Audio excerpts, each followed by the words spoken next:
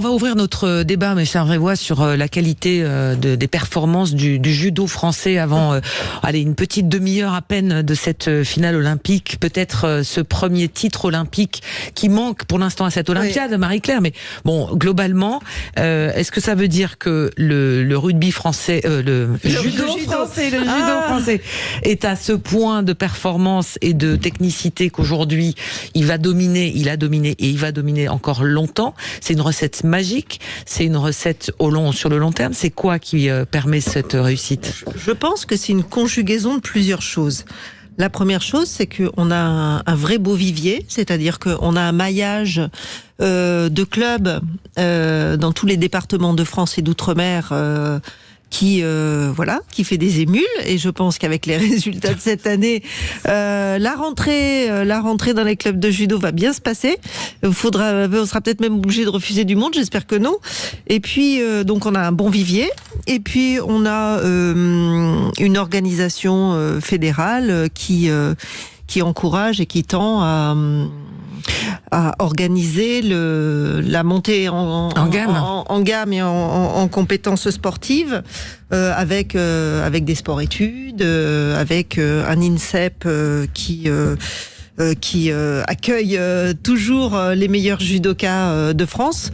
Et donc, je pense que c'est un ensemble de choses, mais il y a aussi tout un corps d'enseignants qui, à chaque niveau, apporte quelque chose. Moi, j'ai commencé dans un tout petit club avec un enseignant qui m'a fait aimer le judo. Et j'ai commencé pas pour devenir championne olympique, mais pour simplement aimer le judo et faire du judo. Et puis progressivement, j'ai changé de club, j'ai fait sport-études, je suis allée à l'INSEP, et à chaque étape, j'ai trouvé des enseignants qui m'ont apporté des choses différentes et qui m'ont permis de continuer à progresser de façon permanente jusqu'à décrocher des grands titres. Mais donc voilà, c'est vraiment un ensemble de choses, et je pense que Patrick Vignal pourrait aussi en témoigner. Juste avant, il y a eu aussi, il faut pas que vous soyez modeste, des icônes incroyables qui ont donné envie. Dont Marie-Claire Restou. Moi, je connaissais pas du tout rien au sport, mais Marie-Claire Restou, je connaissais son nom, ce qu'elle faisait. C'est la même chose pour Douillet. David Douillet était un ambassadeur Thierry incroyable, Ray. Thierry Ray. Et donc, il y a eu Stéphane Traîneau. Voilà, il y a eu 3-4 personnes comme ça qui ont été des images iconiques. Vous êtes iconique. Il y a eu des pionnières. Nous, on est arrivés plus tard. Et donc, on est arrivés en quand 92. vous êtes gamin, ça donne envie, quoi. Vous avez envie on vous admire, quoi. Ouais, on a commencé en 92, les femmes. Donc c'était en démonstration à Séoul en 88 avec Brigitte Dédier. Incroyable. Ouais, on remet les choses. Quelques noms, voilà, dont on se souvient. À Barcelone, il y a eu Cécile Novak et Cathy Fleury qui ont décroché l'or. Et puis moi, ça m'a donné envie, donc j'ai suivi. C'est si simple. Patrick Vignal, cette réussite, cette excellence du judo français, est-ce que ça a aussi poussé tous les autres sports? Parce qu'il y avait aussi, pendant un moment, beaucoup s'interrogeaient sur la méthode du judo français, et ça a été très souvent cité en exemple pour augmenter la performance des autres sports français. Vous savez, je pense que le judo, c'est plus qu'un sport, c'est un art martial. Je veux dire, il se passe quelque chose quand on fait du judo. Marie-Claire le disait. Moi, j'ai eu le plus grand club de France de judo avec 1200 licenciés. Il y a eu des icônes, David Douillet, Cécile Novak, Cathy Fleury, Brigitte Dédier. Et surtout, il y avait plus que des enseignants, il y avait des professeurs de judo. Tout le monde a fait du judo dans sa vie. Moi, j'ai souvenir que les parents amenaient leurs gamins parce qu'ils partaient au ski, le gamin voulait apprendre à chuter. Si vous voulez, le judo, c'est un art de vivre. Et franchement, ça ne s'est pas dévoyé.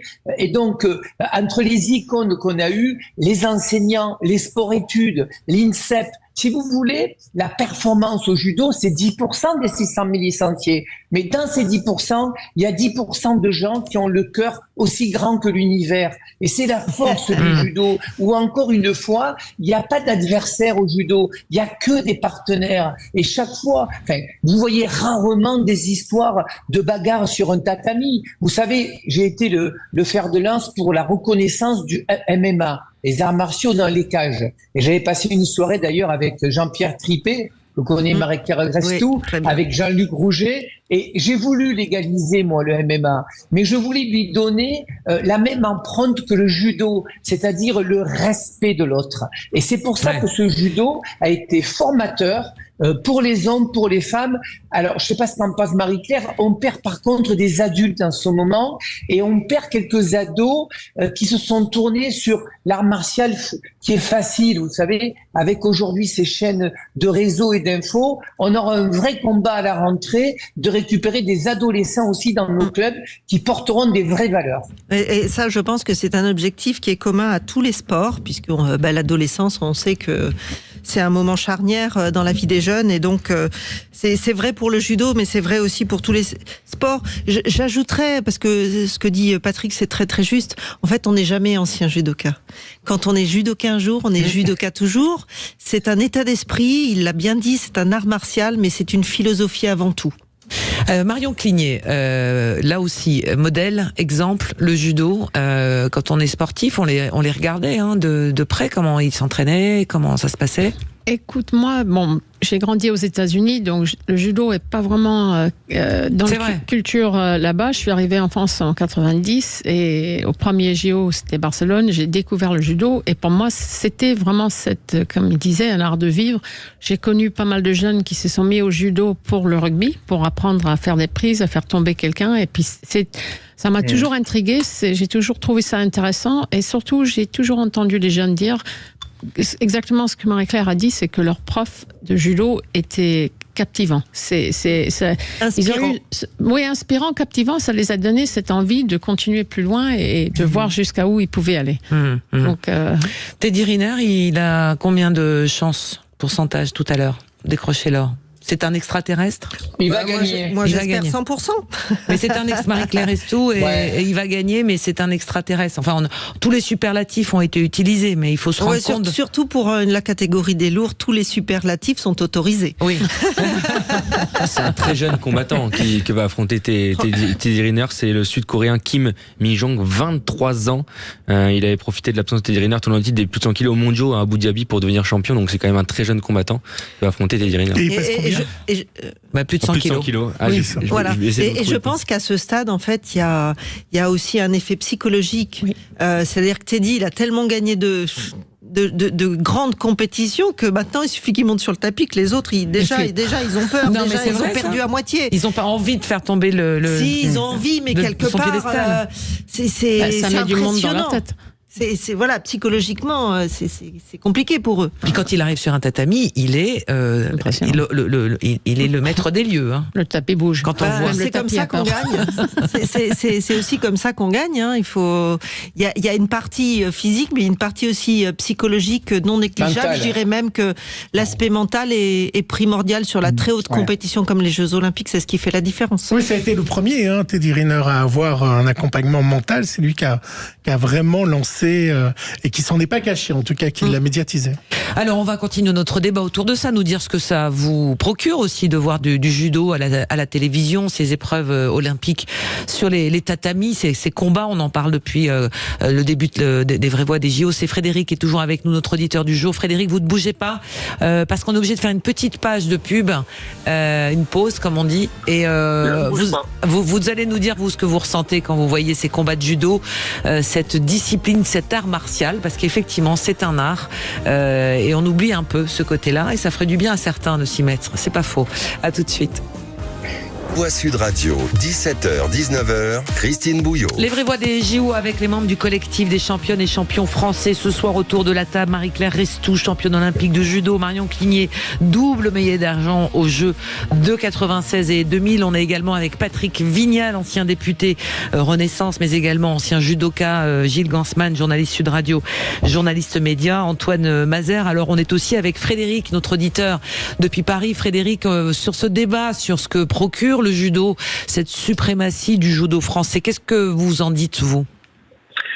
Déjà, comme Français, c'est que j'en suis, grâce à tous ces sportifs, ces grands sportifs, particulièrement fiers, et je pense que beaucoup de Français me rejoignent dans cette fierté qu'on a pour les judokas. Ce judo est un sport, et vous l'avez très bien dit avant, c'est un sport complet, c'est un beau sport. Un de mes fils On a fait de l'âge de 6 ans jusqu'à 18 ans avant de s'orienter après vers des études qui lui ont mangé tout son temps. Donc il a été obligé de laisser un peu de côté ce judo, mais il a ayant grandi avec le judo, il nous a fait grandir avec ce judo. On a appris ce sport qui est fait de respect, respect des règles, respect des autres, comme ça a été très bien dit tout à l'heure, c'est pas des adversaires en face, mais des partenaires. Dans des clubs, et notamment lui où il a été pendant quand même de longues années, la JCMA de Maison-Alfort, un club qui mettait très très haut et très en avant les valeurs liées à la discipline et au respect, à l'écoute de ces entraîneurs qui sacrifiaient leur temps, leur week-end pour ces enfants, pour les faire grandir à travers le judo. Et je crois qu'en France, le judo a pris une place, un peu, moi qui suis plutôt un ancien rugbyman, a pris une place un peu particulière, un peu comme celle du rugby, et ça fait partie maintenant des grands sports et des grandes fiertés françaises, grâce à tous ceux, la génération de maintenant, la génération d'avant, Monsieur Vignal, Thierry, David Douillet, etc. Voilà, on a grandi avec eux, nos enfants ont grandi avec eux, et le résultat est là. Avec cette finale qui se profile, puisqu'on voit que Teddy Riner est dans le couloir, qui est prêt pour sa finale, Antoine Mazère. Ça va démarrer dans quelques minutes maintenant, dans quelques instants sur Sud Radio. On va vivre bien sûr cette finale pour Teddy Riner pour décrocher ce 4e titre olympique à 35 ans. Les combats qui ont été plus vite que prévu. Ils avaient annoncé une finale aux alentours de 18h09 et il est 17h50 et la finale qui va déjà commencer dans quelques instants. Ils sont dans le couloir et on va vous tenir bien sûr au courant. Alors moi je voudrais qu'on aille au Club France où se trouve Clément Harion. Quelle est l'ambiance quand on voit arriver Teddy Riner sur le grand écran avec l'ensemble des supporters français? Je viens de vivre une belle scène, Christine. Tout le monde était assis ici au Club France et puis on a vu Teddy Riner dans ce couloir et tout le monde s'est levé d'un coup et puis là ça commence à monter. Écoutez l'ambiance, on est chaud ici au Club France et tout le monde croit en une médaille pour Teddy Riner. Alors on va